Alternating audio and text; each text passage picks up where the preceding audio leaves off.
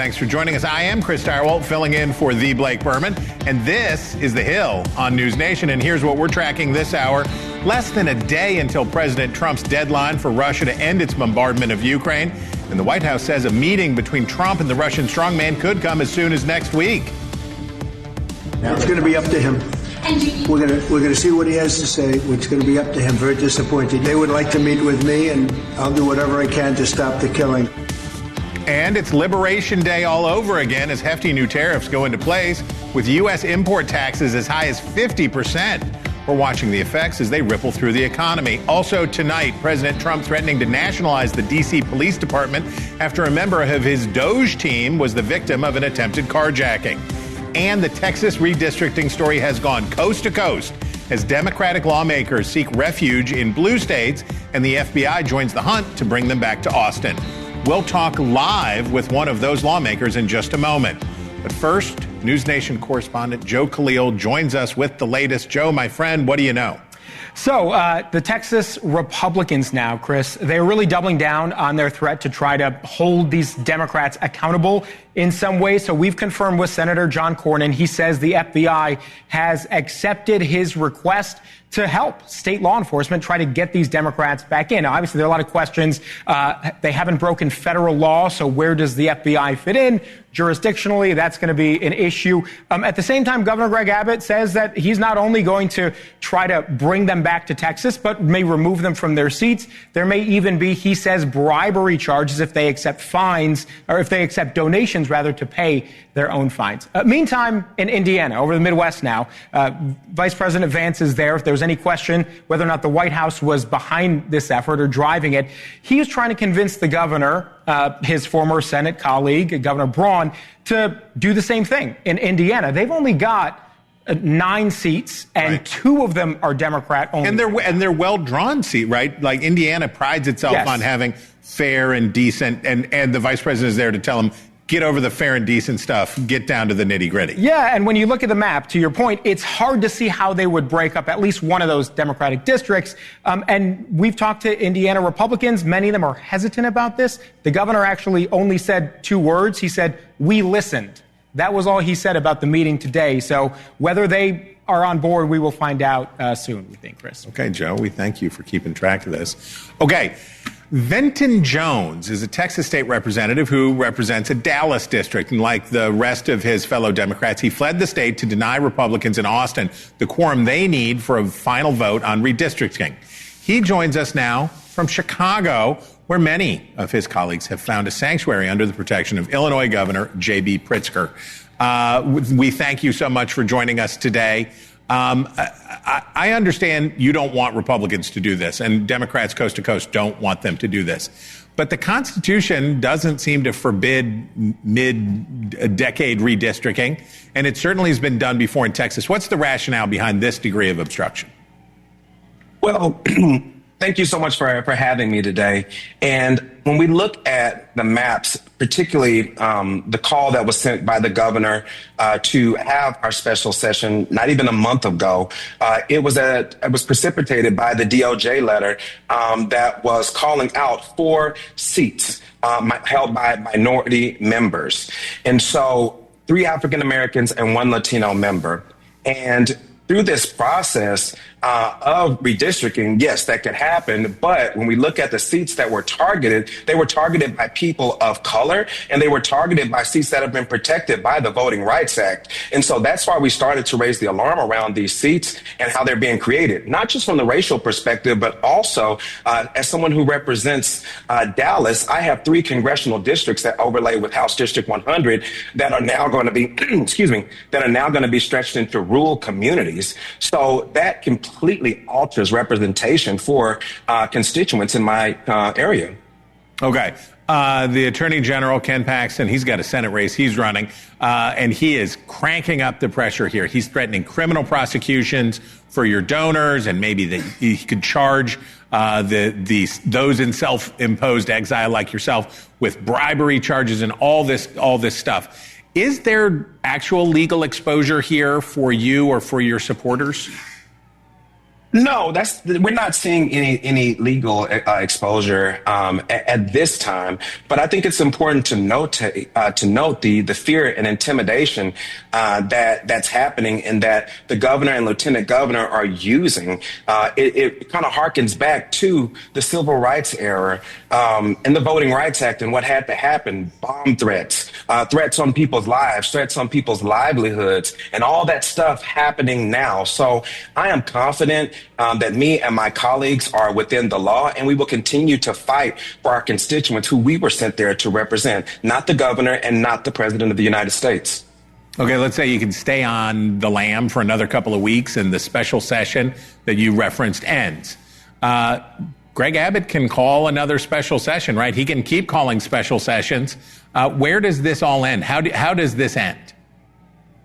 I think we have to take this one day at a time right now. And it's already an intense process. Just yesterday, we had a bomb threat at our location and had to deal with that. And so we're already seeing the violence that is being echoed by lawmakers who say, come and get them. And so this is just really one day at a time. But what I know now is that we are committed to staying out of this for this special session, and we'll continue to regroup and hope that the governor and Republicans really come to their senses, because this is not something that's just going to impact Texas. It's going to start a domino effect across this nation that we just don't want to see. And so hopefully we will continue to pull this off the docket. And if we really wanted to have this conversation about redistricting, we would have done it during the regular session that had 140 days and plenty of opportunities to engage communities. But the redistricting committee didn't even meet once. I have to ask you this before I let you go. You know, the FBI has joined the hunt for you guys and is helping Texas. But you mentioned the bomb threats. Normally, you'd be calling the FBI when you have elected officials who are targeted for threats of political violence. Are you talking to the FBI about the threats to your security? How does that all work? Well, our security is definitely being coordinated. I don't want to get into too much detail right now, just because of the events that are taking place. But we're definitely working with law enforcement to make sure that everyone is safe and have the ability to execute their roles that they were elected to do in a safe way without being threatened by these tactics that the administration is choosing to engage in at this time. Okay.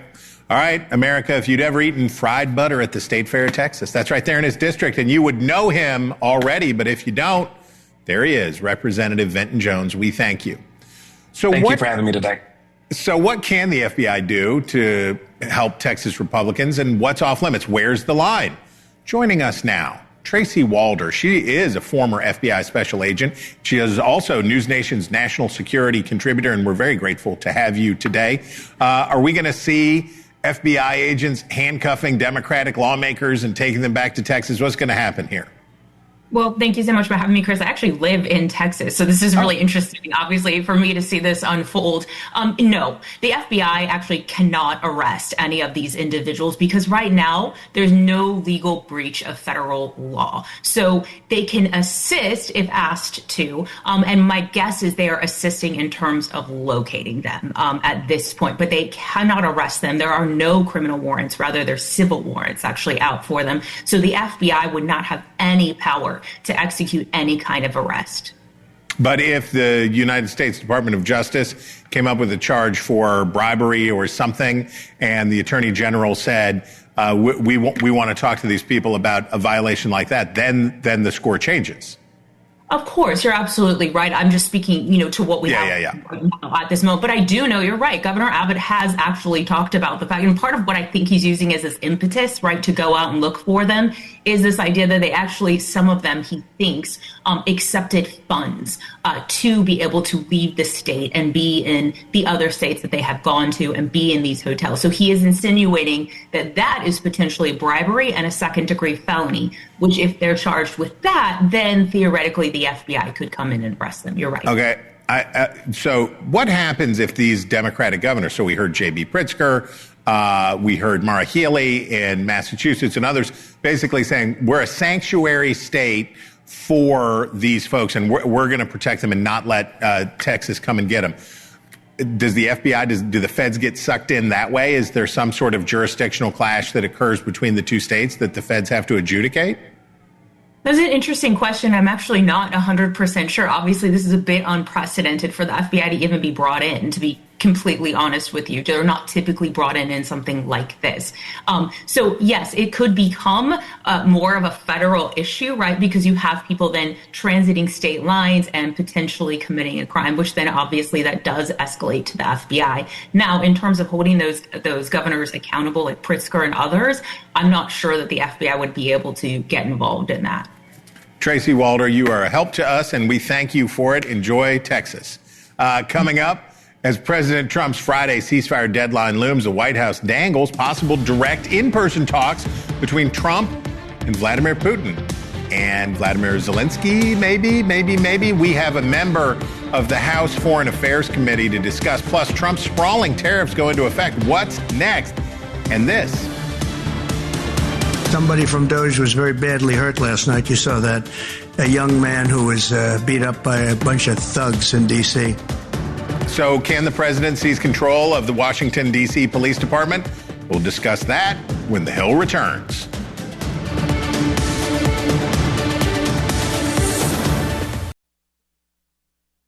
Back into The Hill on NewsNation. I'm Chris Steigerwald in for Blake Berman. A meeting between President Trump and Russian President Vladimir Putin could happen as soon as next week. President Trump asked about the ceasefire deadline and the meeting just a short time ago. It's going to be up to him. We're going to see what he has to say. It's going to be up to him. Very disappointed. They would like to meet with me, and I'll do whatever I can to stop the killing. A Russian official also confirming the Putin-Trump summit, saying, quote, preparations are ongoing. This can be a historic meeting. Dialogue will prevail. Okay. Joining us now is Republican Congressman from Georgia, Rich McCormick. He's a member of the Foreign Affairs and Armed Services Committee. And thanks for making time for us today, Congressman. Vladimir Putin has a history of using negotiations to buy time. He knows the longer he can keep up his assault on Ukraine, the better the outcome for Russia will be. Look at this graph. This blew my mind today.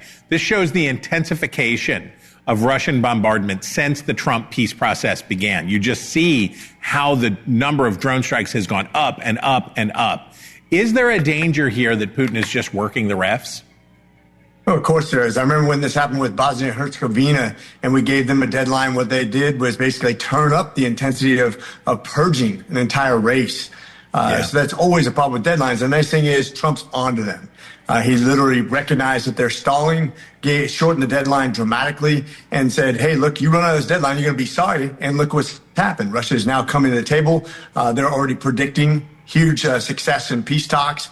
That means they understand that the time is over, that Trump's out of patience. He's tired of the stalling, and he wants to have something come to a conclusion. What he needs to realize, Russia has probably they rank 11th in GDPs in the world.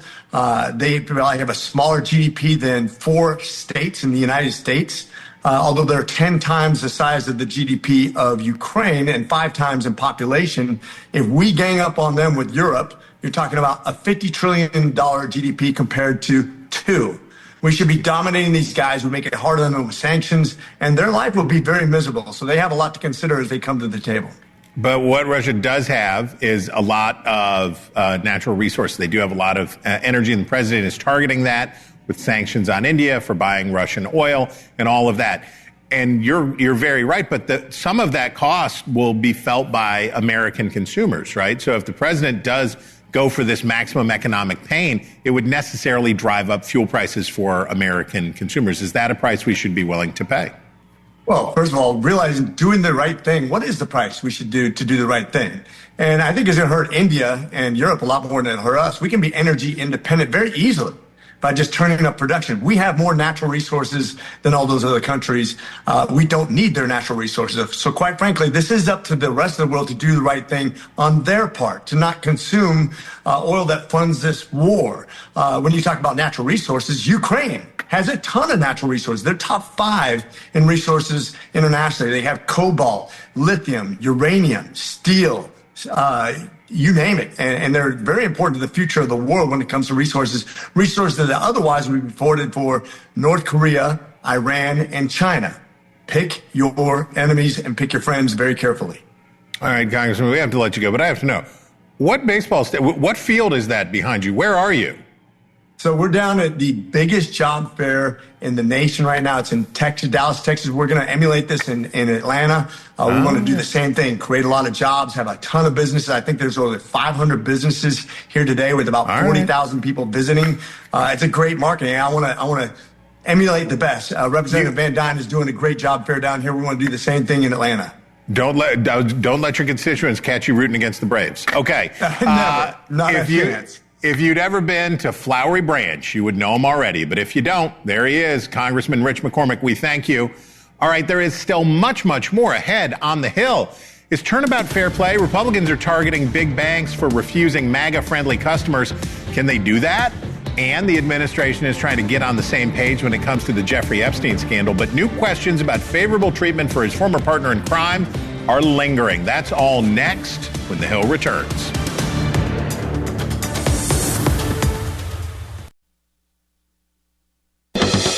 Welcome back to The Hill. I'm Chris Stirewalt, in for Blake Berman. After months of false starts and delayed deadlines, today saw sweeping new tariffs on imported goods from around the world. President Trump kicked things off by touting the revenue collected, saying, quote, "It's midnight. Billions of dollars in tariffs are now flowing into the United States of America." Since February, President Trump's full month in office, the U.S. has collected more than $100 billion in tariffs through July. Almost 90% of that came from April onward, when the president initially made his Liberation Day tariff announcement. Our own Kelly Meyer is live at the White House with what's going on today. Kelly, what do you know? Hey there, Chris. So President Trump's Commerce Secretary today saying he expects the country is heading towards $50 billion in tariff revenue per month. But big businesses like McDonald's aren't loving the impact the tariffs are having on customers. So here's how the White House sees it. The whole goal here is to rebalance trade. The president feels the U.S. was getting ripped off. He put on the tariffs on imports and says if you make it here, you won't be taxed. And then let's bring in some money here. But President Trump's economic advisor, Stephen Moore, didn't talk about tariffs, but presented new jobs report data saying President Trump fudged the numbers by more than 1 million. This shows that over the last 2 years of the Biden administration, the BLS overestimated job creation by 1.5 million jobs. That's Mr. President, that's a gigantic error. And I don't know if she's, I'm not. Might not have been an error. That's the bad part. If it was an error, it would be one thing. I don't think it's an error. I think they did it purposely. So that was President Trump a short time ago in the Oval Office. Now, we said how the White House feels about this, but for economists and some businesses, they are already feeling the crunch.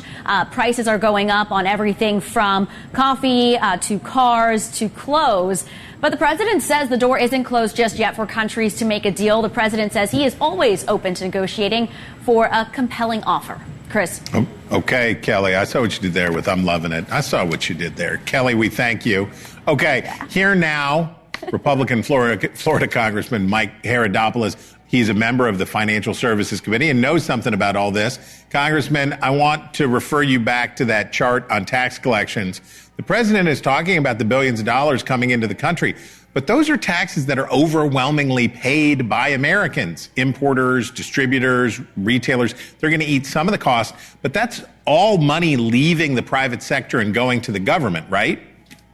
Well, again, that's the challenge we have right now is the president has been very successful in cutting deals with the EU, Japan, and other nations. There's a lot of progress being made with China. But the bottom line is short-term pain, so to speak, for long-term gain. As you know better than I, Chris, over the last 20 years, we've been shortchanged on trade deals. They're charging us much higher tariff rates or tax rates than we charge them. And the president finally said enough is enough. We're the biggest economy in the world. We're the most generous nation in the world. And you need to treat us as a fair trading partner. That's what fair trade is, a level playing field. For years, it's been an unlevel playing field.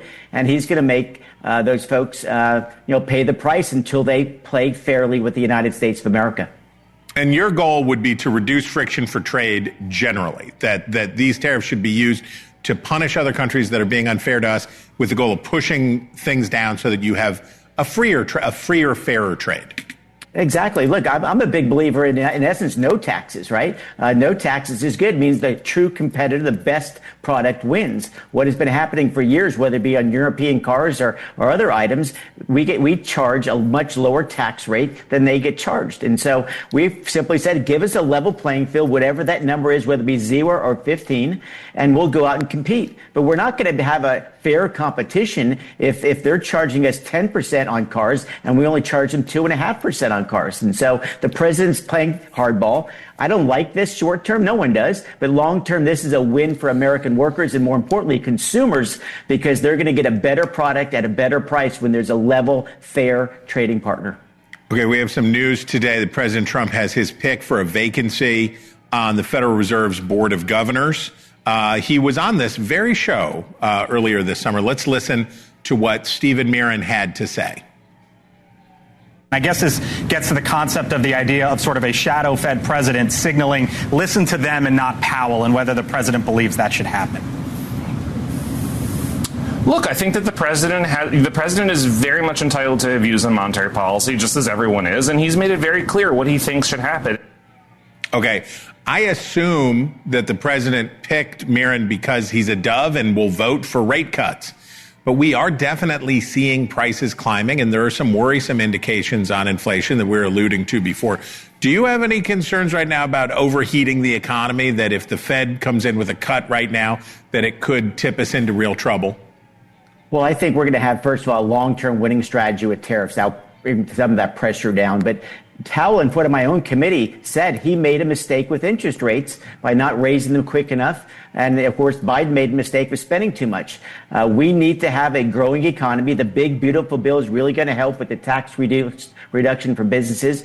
But remember, what goal we have right now is to grow the economy. We had a 3% quarter, and that's before the tax cuts. I think we're going to have strong growth, and we need to reduce interest rates. And it's not a radical concept, because they're doing it in Japan, they're doing it in the EU, the UK. All major nations are cutting interest rates right now because they know that the consumer deserves a break. I think that as you saw just last week, there was a split with the Fed. They said that, hey, a couple of governors said we should be reducing rates. And when we only got that jobs report back, it shows we should probably reduce rates to help folks out. And so the president's on the right track. I think the Fed should follow what other nations are doing, reducing the cost for consumers, because that's the biggest issue we're all facing after 4 years of higher prices.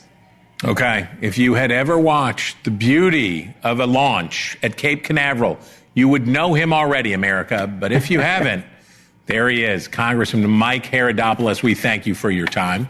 Thanks, Chris. Great to see you again.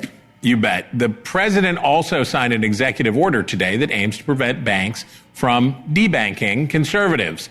The move comes after the president accused the Bank of America and J.P. Morgan Chase of discriminating against him and others.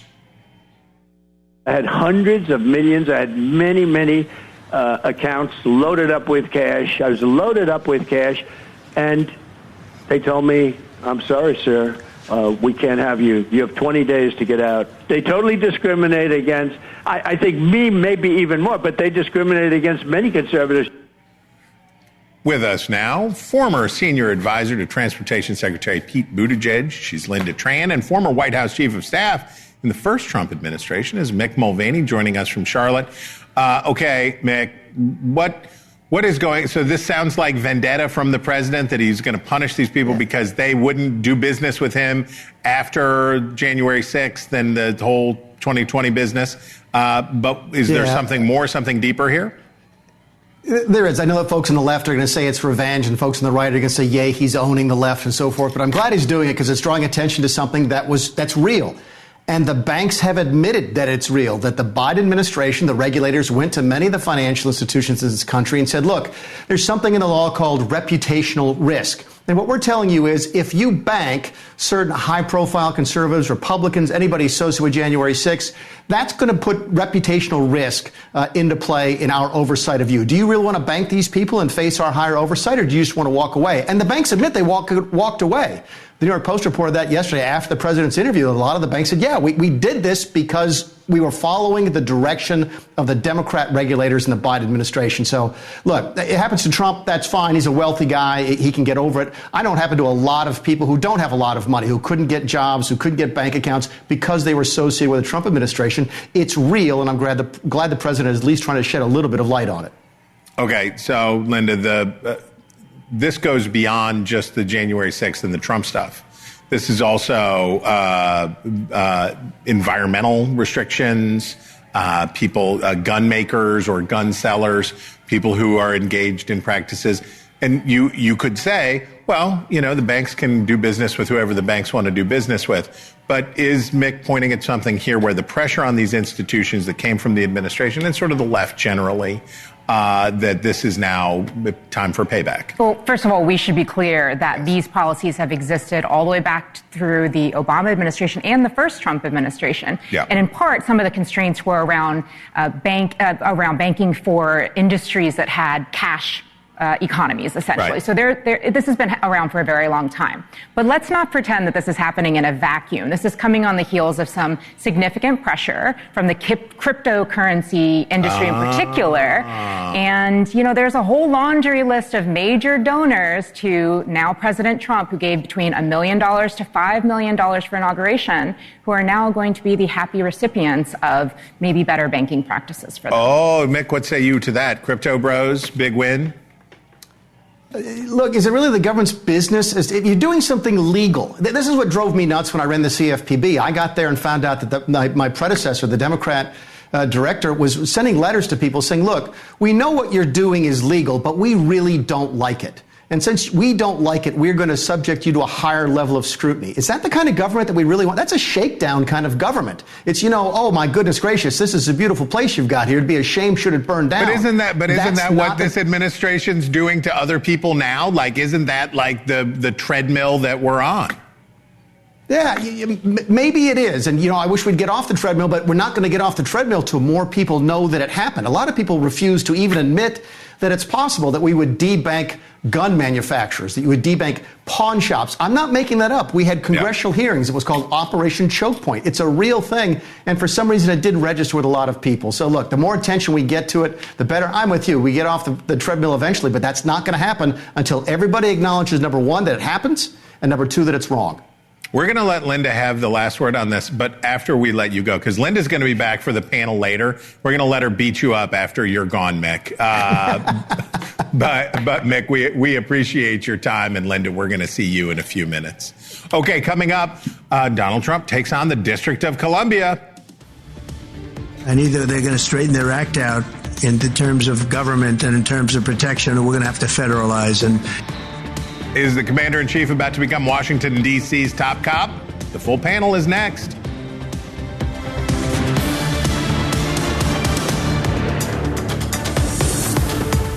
NewsNation has not left the border. NewsNation has stayed boots on the ground since this crisis started. And also NewsNation's Allie Bradley. Allie's a great reporter. Hats off to her. If you really want to know what's happening at our southern border, you have to live it every single day.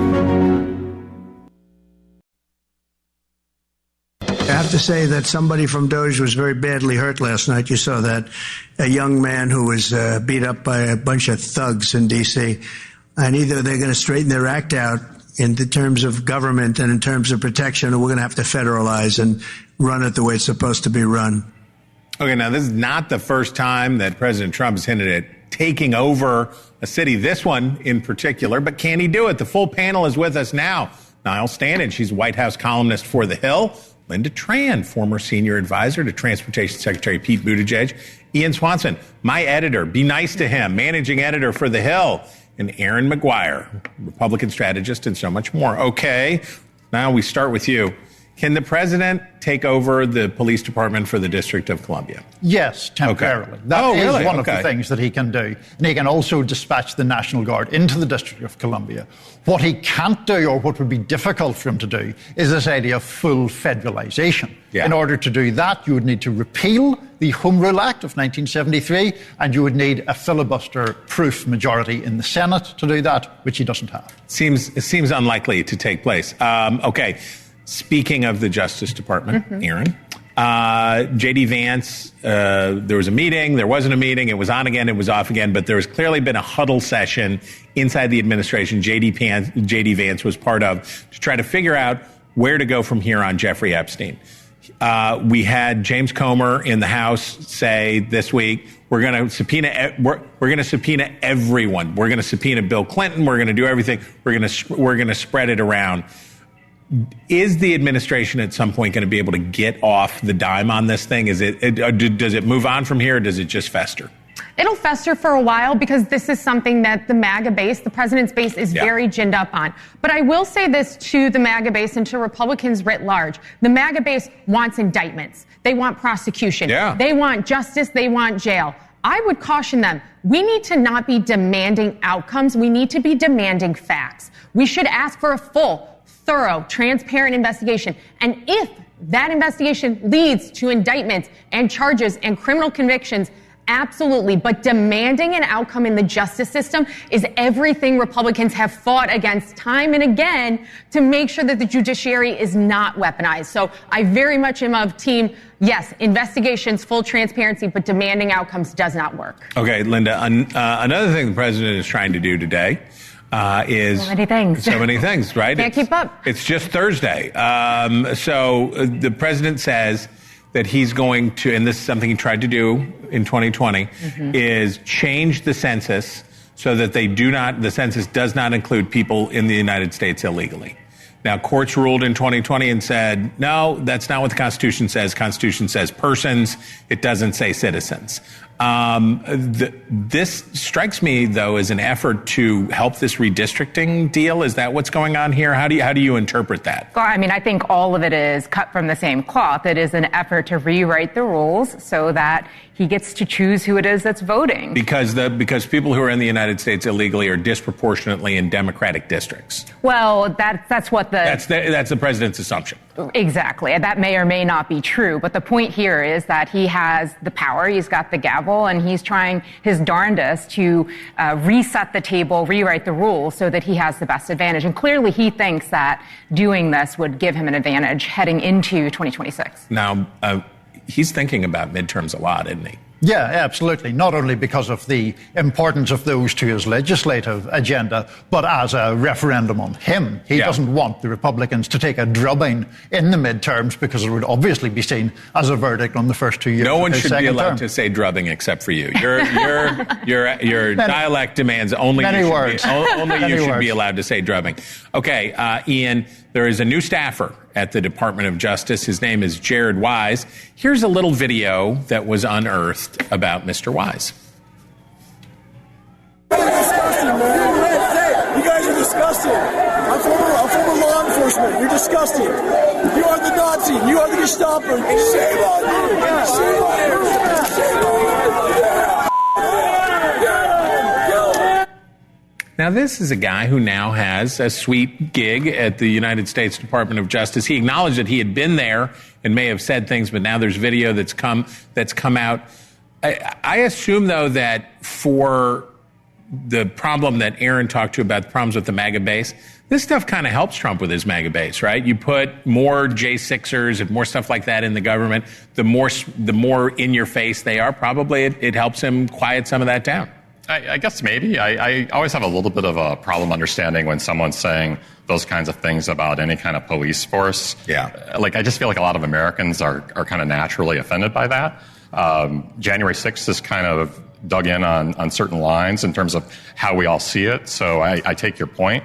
But I don't know. I mean, if your average Americans see that video, I don't know that they're likely to love this guy or think that he should be at DOJ. Aaron, in his first term, the District of Columbia had a very hostile relationship with the president, and it was vice versa. The Black Lives Matter Plaza, all that stuff. This time around, Muriel Bowser, the mayor, wants a new football stadium. Yes. And boy, has she changed her tune about Donald Trump. This woman went from leader of the resistance to buddy of the president. Economic investment can move mountains. That's right. So what's she going to do about all this D.C. Trump crackdown? She's got to get results, or what happens? I don't know what happens, but to be fair, being in D.C. at night, I don't feel safe. In Navy Yard, almost every weekend, you see mobs of kids running around, shutting down neighborhoods. This actually does happen. Looting, shooting. We saw an Uber Eats driver just a couple years ago thrown out of his vehicle in a carjacking right at this baseball stadium down here. There is a real crime problem and a real danger problem in this city.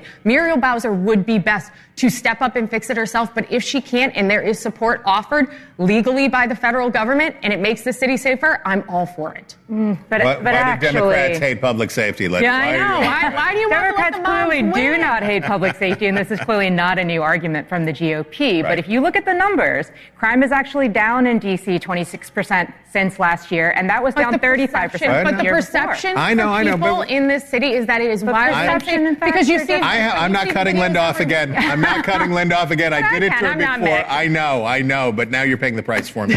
Panel, thank you all so much. We appreciate you very much. Coming up, how secure is America's crucial GPS system? What's the backup plan if it ever happened to come under attack? Brian Enton will join us live with the answer to that. And coming up on Elizabeth Vargas Reports, NewsNation has sat down with one of the victims of that vicious Cincinnati brawl. She goes by the name Holly and talked to us in a secret location. Elizabeth will bring us the interview at 7 p.m. Eastern. Stick around.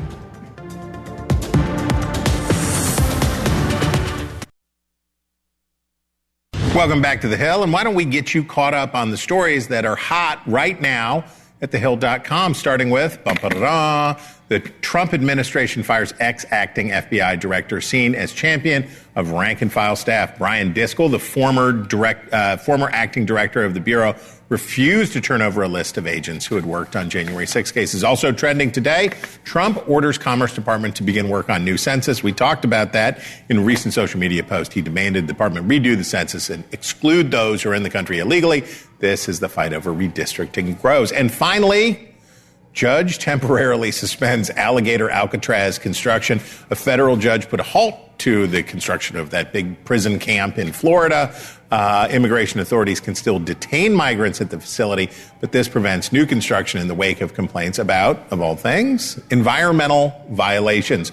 So to check out these stories and so much more, just scan the QR code on your screen or visit thehill.com. I bet you already do, because it's pretty good. America's GPS satellites assist everything from our power grids to internet and cell phones.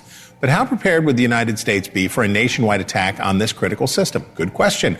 Our senior national correspondent, Brian Enton, has been closely following this story and what's being done to fight the threat. He joins us now live from a beautiful part of the world, Lexington, Kentucky. Brian, hello. Hey, Chris. Yeah, it is beautiful here. You know, we've been digging into this for the last couple of months. GPS, it controls so many parts of our life. You mentioned the power grid, but also banking when you go to the ATM, not just the GPS in your car, but GPS in commercial aircraft, defense systems. And we've learned that the system is vulnerable, which is why the United States government is looking into backups, specifically when it comes to ground-based backups that do not involve satellites. There's something wrong with the TV. It's all messed up. It is the storyline of a terrifying movie. I think that ship is heading towards us. Cyber terrorists attack, and our GPS network is crippled. FAA just issued a critical alert. The entire network went down. But film fiction is eerily close to frightening fact. The possibility is real, especially here in America. My access has been blocked. I think the biggest threat with GPS right now is that it's being taken for granted. Admiral Thad Allen has chaired the U.S. Advisory Board on Position, Navigation, and Timing. He says movie makers are not too far off the mark about the coast-to-coast chaos of a GPS blackout. It's ubiquitous. It's everywhere. It's become a public utility, and I'm not sure we really understand the reach of it. It's like you really don't understand oxygen until you don't have any. Something as simple as a solar flare could take down the network. So too could a hostile nation. The House Intelligence Committee warning last year that Russia is developing a nuclear anti-satellite weapon. And while Russia and China have ground-based backups for GPS, the United States does not. I don't think it's well understood exactly the breadth and the scope of the penetration of GPS into our daily life and what would happen if it wasn't there anymore. The solution to this very real doomsday scenario could actually already be standing tall in the sky in communities from coast to coast. This is a tower site and the transmitter, the main piece of gear that takes the signal and amplifies it and sends it up the tower. Broadcast television towers. There's nearly 1,500 of them nationwide, many equipped with new technology called ATSC 3.0 that can transmit a signal very similar to GPS. It's called BPS, Broadcast Positioning System, a potential backup if GPS goes out. It is kind of amazing to think these sort of old school TV towers could end up saving the day. Yeah, look, it's very opportunistic. We realize that we have this equipment. It's exactly what it's used for, right? It's used to disseminate signals out to everyone simultaneously. So it's all installed. It's ready to go. We can turn this thing on. So this is really the core right here. Next, our media chief technology and digital officer, Brett Jenkins, showed us the new tech. And we've proven actually that within a few billionths of a second, we are just as accurate as the satellite-based system. Next, our owns NewsNation and 200 local TV stations with broadcast towers all over the country. Okay. With help from Congress, these towers could be the answer to a doomsday GPS blackout. The new ground technology, in many ways, harder for our adversaries to take out. A terrestrial signal, a signal that sort of comes from the ground off the tower, is really, really hard to, from a security standpoint, to mess around with. And those towers really are all over the country, in rural America, in cities. BPS, the Broadcast Positioning System, it would be a viable ground-based option. Now, Chris, it's really up to the U.S. government, to Congress, to figure out which plan they're going to move forward with. But it's clear when you look into this, it's frightening. There is no backup in the United States for GPS right now. Chris? Okay. All right, Brian, have a good time down in Kentucky. We thank you, and we thank you all for watching The Hill here on NewsNation. We're back tomorrow, just as we should be, at 6 p.m. Eastern.